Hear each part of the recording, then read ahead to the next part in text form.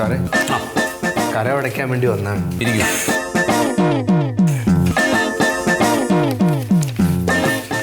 ഇതിപ്പോ പ്ലാൻ കണ്ടാലേ നമുക്കറിയാം എന്ത് കരം വരുമെന്ന്.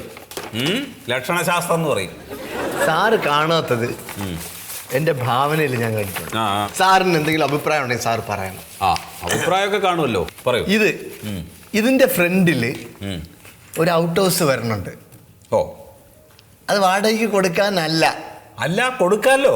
വേണ്ട, കൊടുത്തോളൂ. ഇല്ല ഇല്ല ഇല്ല, അത് ഞങ്ങൾ പണിയുന്നെന്ന് പറഞ്ഞാൽ ഈ വീട്ടിൽ താമസിക്കുന്നവർക്ക് ഇടയ്ക്കൊന്ന് അങ്ങോട്ട് പോയി ഇടയ്ക്ക് പോവാനും ഗൾഫിൽ നിന്നൊക്കെ വരുമ്പോ സുഹൃത്തുക്കളൊത്ത് മദ്യപിക്കാൻ, അങ്ങനെ അതിനൊക്കെ വേണ്ടിട്ടോ. മനസ്സിലായി മനസ്സിലായി. Out house. ശരി ശരി. പിന്നെ ഇവിടുന്ന് കുറച്ചുകൂടെ മുമ്പോട്ട് പോകുമ്പം ഈ നടുക്കായിട്ട് ഒരു കുളം. അല്ല, പിന്നെ അത് ഞാൻ പറയൂല. പറയൂല. അത് ഞാൻ അബുദാബിയിൽ ഒരിടത്ത് കണ്ട ഒരു സാധനമാണ്. അത് പറയൂ. അത് പറയില്ല. ശരി, വേണ്ട, വിട്ടു.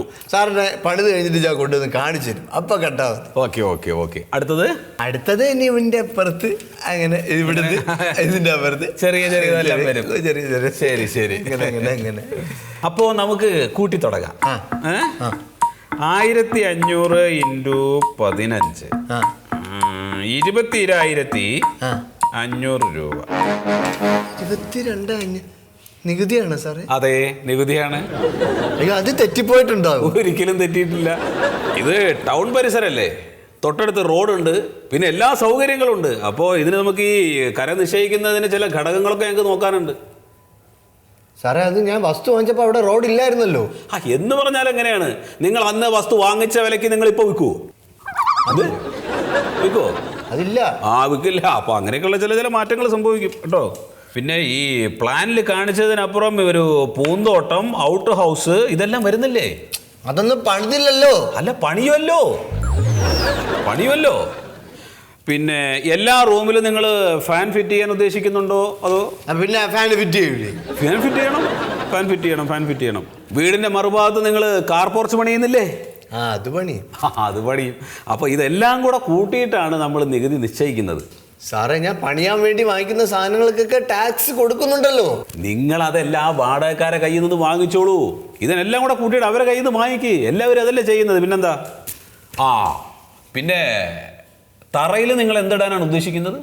അത് ഗ്രാനൈറ്റ് ആണ്. അപ്പൊ അത് നമ്മൾ കൂട്ടാൻ വിട്ടുപോയി, അത് ഇതിൽ ചേർത്തില്ല.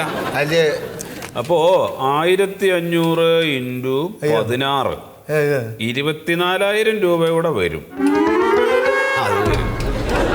കേട്ടോ? ഞാൻ ചാണകം മെഴുകുകയാണ്. അത് നിങ്ങളുടെ ഇഷ്ടം. സാർ ഇങ്ങനെ മിനിറ്റിന് വെച്ച് ഇങ്ങനെ കൂട്ടിയാ ഈ കണക്കിന് എൻ്റെ വലിയ വീടിന് സാർ എത്ര ടാക്സ് ഇടും? വലിയ വീടിന്റെ ടാക്സിന്റെ പറഞ്ഞു കഴിഞ്ഞാൽ താൻ ബോധം കിടും. അതിപ്പോ ഏകദേശം ഒരു 2700 സ്ക്വയർ ഫീറ്റ് അല്ല വരില്ലേ? അതുണ്ട്. അതിപ്പോ 2700 × 17 47,900 രൂപ വരും. അയ്യോ. ഈ സ്റ്റെയർ കേസ് പിന്നെ തേക്കാണോ അതോ പ്ലാവാണോ? പിന്നെ മുരിങ്ങാത്തടിയിട്ട് പണിയാൻ പറ്റും? അത് പറ്റില്ല. ഇനി അതിൻ്റെ കൂടെ എഴുതി. ഇല്ല. ഈ മുറ്റം ഇന്റർലോക്ക് ആയിരിക്കും. മുറ്റം ഇന്റർലോക്ക് ആണോ അല്ലയോ? ആണ്.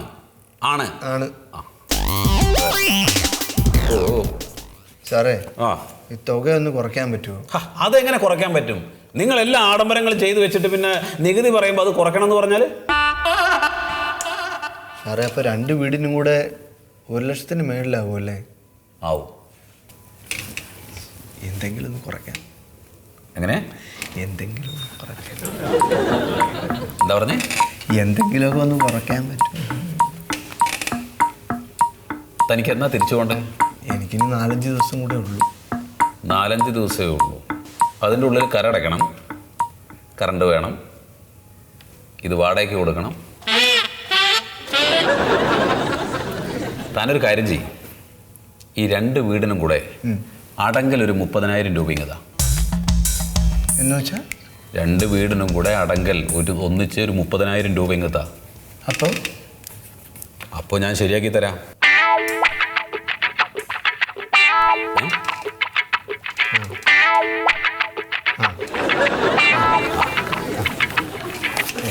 അതെ, തൻ്റെ അവസ്ഥ കണ്ടിട്ട് മനസ്സറിഞ്ഞ് ഞാൻ ചെയ്തു തരുന്നതാണ്.